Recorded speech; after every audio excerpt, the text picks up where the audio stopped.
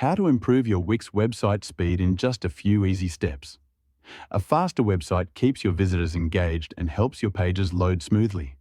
First, go to your Wix website editor and click on Pages and Menu on the left side of your screen. From there, choose the page you want to optimize and click the Settings icon next to it. Next, go to the Advanced Settings tab. Here, you'll see an option that says Manually Control Caching for this page. Turn this setting on or enable it. Once it's enabled, set the maximum time for caching. This helps your page load faster when someone visits it again.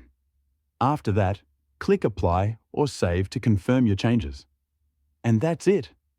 You've successfully improved your Wix website speed using the caching feature. For even better performance, you can also optimize your images and keep your content simple.